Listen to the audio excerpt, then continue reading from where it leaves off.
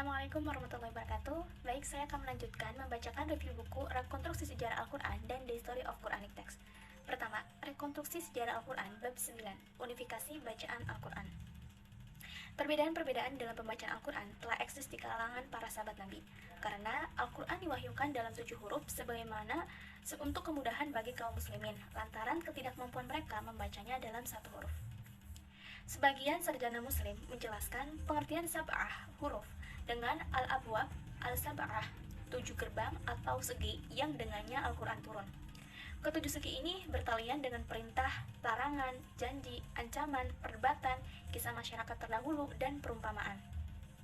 Penelitian-penelitian tentang bahasa Al-Quran justru menghasilkan kesimpulan bahwa bahasa yang digunakan kitab suci tersebut merupakan bahasa sastra artifisial yang seluruhnya dipahami suku Arabia semacam Hochsprache atau lingua franca, tetapi bukan merupakan dialek suku atau suku-suku tertentu. Sejauh ini memperlihatkan bahwa proses unifikasi bacaan Al-Quran berlangsung dalam 2 etape. Yang pertama, unifikasi bacaan di wilayah suatu wilayah atau Misr. Dan kedua, unifikasi bacaan antara wilayah-wilayah atau Amsar. Kedua proses ini ditempuh melalui apa yang secara teknis disebut sebagai ikhtiar, yang berorientasi kepada prinsip mayoritas. Tetapi proses unifikasi ini yang di masa itu di tengah berada di etapa kedua terputus ketika gagasan tradisionalisme Ibnu Mujahid yang kaku mendominasi dunia Islam. Gagasan ini tidak memperkenankan lagi penggabungan antara ragam-ragam bacaan yang memiliki asal-usul yang berbeda, dan menuntut bahwa setiap sistem bacaan Al-Quran meski disampaikan dalam keseluruhan bentuknya tanpa perubahan. Mengenai unifikasi Al-Quran, dapat disimpulkan bahwa proses unifikasi teks dan bacaan Al-Quran yang dimotori oleh Khalifah Utsman bin Affan yang mencapai kemajuan berarti pada penghujung abad ke-3 Hijriah. Dengan selesainya penyempurnaan aksara Arab yang digunakan untuk menyalin Al-Quran, dan pada permulaan abad ke-4, dengan penerimaan ortodoksi atas 7 bacaan yang dihimpun Ibnu Mujahid baru mencapai titik kulminasi dengan dipublikasinya Al-Quran edisi standar Mesir pada 1923. Edisi Mesir ini seperti terlihat telah berhasil menciptakan keseragaman yang hampir bersifat absolut dalam teks dan bacaan Al-Quran. Selanjutnya, pada poin penutup. Mushaf-mushaf Al-Quran yang awalnya memiliki sejumlah perbedaan dengan mushaf resmi yang dikumpulkan pada masa Khalifah ketiga ini, mulai dari sekuensi dan jumlah surat sampai kepada perbedaan ortografis, teks, dan bacaan. Keberagaman teks dan bacaan yang eksis dalam mushaf-mushaf otoritatif para sahabat belakangan ini mulai mengganggu kesatuan politik umat Islam. Sehingga Khalifah Utsman bin Affan mengambil kebijakan resmi untuk melakukan unifikasi teks pada Al-Quran. Dilanjutkan dengan pemusnahan mushaf-mushaf lainnya. Upaya Utsman untuk melakukan unifikasi atau standarisasi teks dan bacaan Al-Quran terlihat sebelum mencapai hasil yang dihajatkan. Scriptio defectiva yang digunakan untuk menyalin Al-Quran ketika itu masih membuka peluang bagi pembacaan teks kitab suci secara beragam. Selain non-eksistensi, tanda-tanda vokal sejumlah konsonan yang berbeda dalam aksara ini dilambangkan dengan simbol-simbol yang sama. Kekeliruan pembacaan teks Al-Quran atau disebut tashif yang disalin dalam aksara semacam itu tentu saja bisa diminimalisasi atau dihindari jika seseorang mempunyai tradisi hafalan yang kuat atau paling tidak memiliki tingkat keakraban yang tinggi terhadap teks Al-Quran. Namun berbeda halnya dengan orang yang tidak demikian.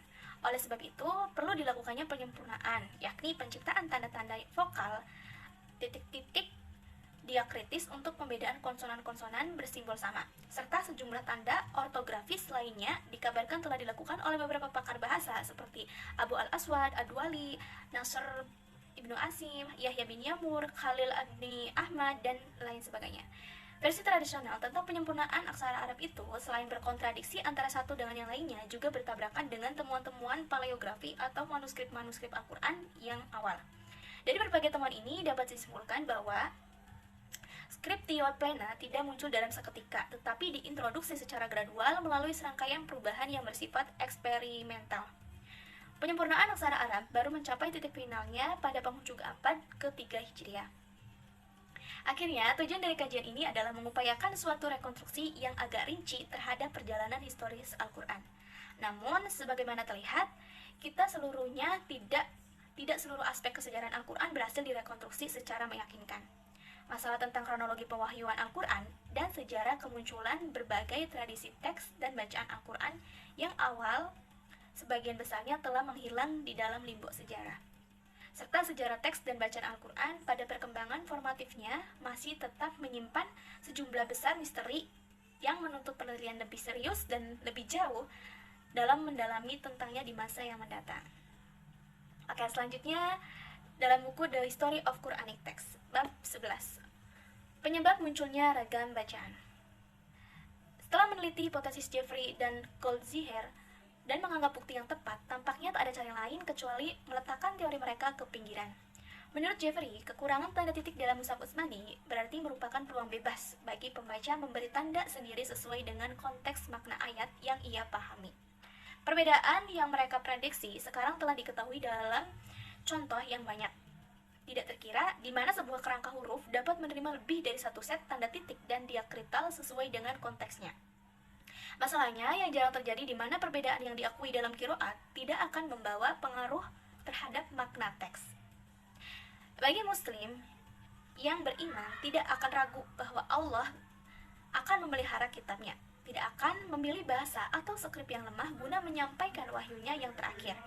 Dalam kapasitas sastra, ekspresi yang mendalam, gaya puitis, tulisan ejaan bahasa Arab adalah bahasa yang cukup maju yang telah diberkati dan pilihan Allah melebihi bahasa-bahasa lain. Oleh karena itu, ini merupakan keistimewaan bagi masyarakat muslim untuk terus membaca dalam bentuknya yang asli dan memasukkan tanda-tanda ke dalamnya adalah sebuah usaha agar orang non-Arab juga mampu membacanya yang asli secara mudah. Selanjutnya bab 12. Metode pendidikan muslim. Kaum muslimin merancang solusi untuk mengkaji ulang sistem yang berarti memasuki wilayah sentral tentang proses belajar dan mengajar tentang ilmu Islam dalam mengkaji. Di antaranya, yang pertama ada kehausan sumber informasi, yang kedua hubungan pribadi, unsur penting dalam sistem pengajaran, yang ketiga permulaan dan perkembangan sistem isnad. Selanjutnya bab 13. Apa yang disebut mushaf Ibnu Mas'ud dan tuduhan ragam bacaan yang ada di dalamnya. Adanya ragam bacaan yang dengan urutan tertinggi yang ditudingkan terhadap Ibnu Mas'ud secara tidak wajar membuat mushaf ini menarik untuk diteliti dengan lebih dalam. Beberapa anggapan Jeffrey mengenai mushaf itu sebagai berikut. Yang pertama, berbeda dengan mushaf Utsmani dari sisi susunan surah. Yang kedua, mengalami perbedaan teks. Dan yang ketiga, tidak memasukkan 3 surat, yaitu Al-Fatihah, Al-Falaq, dan An-Nas. Ini semua dituduhan oleh seorang manusia, termasuk sumber-sumber yang pernah menyaksikan mushaf tersebut dengan semua ragam bacaan yang ia katakan pada hakikatnya. Tidak satupun referensi yang dipakai menyebut keberadaan mushaf Ibnu Mas'ud. Sebaliknya, mereka menggunakan perkataan qira'a atau membaca dalam konteks bacaan Ibnu Mas'ud terhadap ayat tertentu. Jika kita lihat secara sepintas terhadap sumber itu, maka akan dapat memunculkan 2 bantahan secara spontan. Bantahan tersebut yang pertama, karena mereka tidak pernah menyatakan bahwa Ibnu Mas'ud membaca dari naskah yang tertulis, maka kita dengan mudah menganggap bahwa ia membaca melalui hafalannya. Dan bagaimana mungkin dapat kita menyimpulkan bahwa bacaan yang salah itu bukan disebabkan oleh ingatan yang meleset. Yang kedua, kebanyakan referensi Jeffrey sama sekali tidak memiliki isnad yang menyulitkan untuk dapat diterima, karena sumber itu tidak menawarkan sesuatu kecuali fitnah. Membandingkan sebuah mushaf yang dikaitkan dengan ilmuwan tertentu dengan mushaf Utsmani akan tak membawa faedah, kecuali dapat menunjukkan bahwa keduanya memiliki status yang sama. Membuktikan kebenaran yang pertama dengan meyakinkan keyakinan yang kita miliki. Isi kandungan mushaf sama seperti hadis atau qiraat yang hanya dapat diriwayatkan melalui cara yang ditentukan oleh para ilmuwan.